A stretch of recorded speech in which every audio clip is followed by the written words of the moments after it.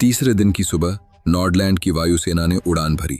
दर्जनों लड़ाकू विमान एक साथ, एक मकसद के साथ। जो उड़ गए वो जानते थे कि कुछ वापस नहीं आएंगे। वहीं दूसरी तरफ मेहरिस्तान के कमान केंद्र में रडार ने दुश्मन के विमान पकड़े। तमाम एयर डिफेंस एक्टिव करो। जनरल करम पूरी ताकत से मैदान में थे, लेकिन वो जानते थे ये जंग आसान नहीं होगी। मेहरिस्तान के आसमान में एक जंग का मैदान बन गया था। धमाके, आग, धुआं। हर धमाके के पीछे एक पायलट था, किसी का बेटा, किसी का बाप। मेहरिस्तान का बंदरगाह नॉर्डलैंड के हमले में जल उठा। समंदर का पानी लाल हो गया था। जो जहाज कल तक खड़े थे आज डूब रहे थे। मेहरिस्तान का जवाब रेगिस्तान से एक बैलिस्टिक मिसाइल। धरती कांपी, आसमान हिला, और कहीं दूर नॉर्डलैंड का एक शहर निशाने पर था। नॉर्डलैंड के अग्रिम बेस पर हमला हुआ। रक्षा प्रणाली ने रोका, लेकिन पूरी तरह नहीं। कुछ घायल हुए और जंग और गहरी हो गई। वहीं नॉर्डलैंड में कर्नल रेना मारिस ने नक्शे पर कुछ देखा।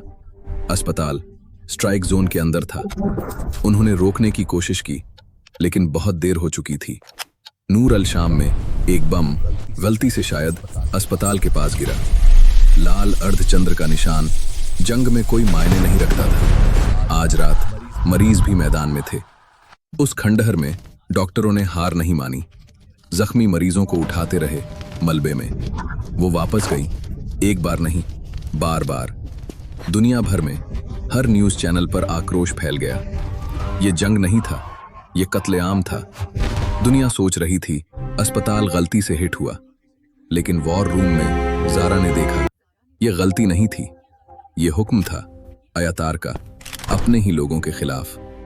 शहर के बाहर एक शहर और उगाया था। तंबुओं का शहर, टूटे हुए लोगों का शहर, 80,000 बेघर। उसी शिविर में अयातार का बेटा दारा ज़ारा से पहली बार मिला। जंग में कुछ मुलाकातें होती हैं जो नहीं होनी चाहिए थीं। वो मेहरिस्तानी परिवार भी यहाँ था। घर छूट गया था, लेकिन एक दूसरे का हाथ अभी भी था। अभी के लिए यही काफी था। वही दूसरी तरफ नॉर्डलैंड में वॉस के सामने गिनतियां थीं। हर नंबर एक जिंदगी। उन्होंने चश्मा उतारा और पहली बार कमजोर दिखे। और मेहरिस्तान में आयतार के पास भी नंबर आए। उन्होंने सबको कमरे से बाहर किया और अकेले टूटे।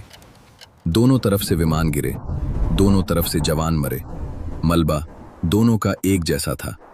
मेहरिस्तान की एक गली में एक लम्हा था। एक दुश्मन के सैनिक को एक बच्चे ने रोटी दी। न भाषा, न देश, बस इंसानियत। ज़ारा ने वो तस्वीर ली जो शायद जंग से ज्यादा ताकतवर थी। ज़ारा की एक तस्वीर पूरी दुनिया की जुबान बन गई। एक दुश्मन सैनिक, एक बच्ची, एक रोटी। इंसानियत अभी जिंदा थी। दारा ने ज़ारा का नंबर ढूंढा। मुझे पता है तुम कौन हो ज़ारा, मैं दुश्मन नहीं हूं। तो क्या हो? एक लम्हे की चुप्पी और ज़ारा ने मिलने का वक्त दे दिया। उस रात एक टूटी छत पर उसने उसका नाम पूछा, और वो पहली बार किसी के सामने खुद को असली लगी। उसी छत पर उस रात 1 इंच, बस 1 इंच, दो दुनियाओं के बीच। उस एक पल में न वो दुश्मन था, न वो पत्रकार थी, बस 2 इंसान थे। जंग के बीच उन्होंने एक दूसरे को ढूंढ लिया, शायद इसीलिए कि कल का कोई यकीन नहीं था। रात बीत गई थी, पर कुछ हमेशा के लिए बदल गया था। वो जा रहा था, और वो जानती थी अगली बार जब वो मिलेंगे सब कुछ अलग होगा। सुबह हमेशा सच लेकर आती है। वो अयातार का बेटा था, वो सच लिखने वाली थी, और जंग अभी खत्म नहीं हुई थी। ज़ारा ने कैमरा उठाया। मेमोरी कार्ड गायब था। दारा ले गया था वो प्रूफ जो उसके बाप को खत्म कर सकता था। वहीं दूसरी तरफ नॉर्डलैंड की सड़कों पर लाखों लोग उतर आए थे। वो जंग नहीं चाहते थे। उनकी आवाज दीवारों से टकराती रही। और उसी वक्त मेहरिस्तान की मस्जिदें भरी हुई थीं। माएं दुआ मांग रही थीं अपने बेटों के लिए। हर शमा एक माँ की दुआ थी। वहीं दूसरी तरफ नॉर्डलैंड के अस्पतालों में जख्मी वापस आ रहे थे। उनकी आंखों में घर था, और घर बहुत दूर था। दारा के पास 2 चीजें थीं। एक, बाप का हुक्म। दूसरी वो सच जो दुनिया को बदल सकता था। दोनों में से एक को मरना था। उसी रात महरिस्तान की एक खाली मस्जिद में ग्रैंड मुफ्ती रशीद अकेले बैठे थे। मस्जिद खाली थी। वो दोनों तरफ के लिए दुआ मांग रहे थे, क्योंकि भगवान दोनों का था। मेमोरी कार्ड लेकर दारा किसी के पास नहीं जा सकता था, न बाप के पास न जारा के पास। तो वो उस इंसान के पास गया जो सिर्फ खुदा को जवाब देता है। दारा अपने पिता का बेटा था, लेकिन आज उसने एक मैसेज भेजा जो उसके पिता को कभी पसंद नहीं आता।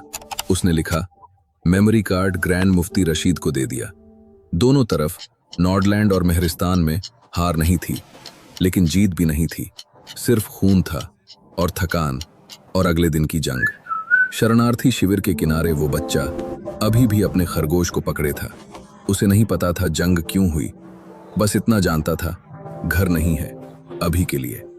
वहीं दूसरी तरफ नॉर्डलैंड में कर्नल रेना मरिस एक फैसले पर आ चुकी थी। उस रात उन्होंने दुश्मन के नंबर पर कॉल किया, क्योंकि कभी कभी दुश्मन ही आखिरी उम्मीद होता है। आसमान के तारे नॉर्डलैंड और महरिस्तान दोनों तरफ को देख रहे थे, दोनों तरफ को, और शायद सोच रहे थे ये कब तक चलेगा। नूर अल शाम की एक टूटी छत पर जारा ने सोचा, क्या कोई है जो इस जंग को रोक सकता है? अगले एपिसोड में वो जवाब मिलने वाला था, अगर बहुत देर न हो जाए तो।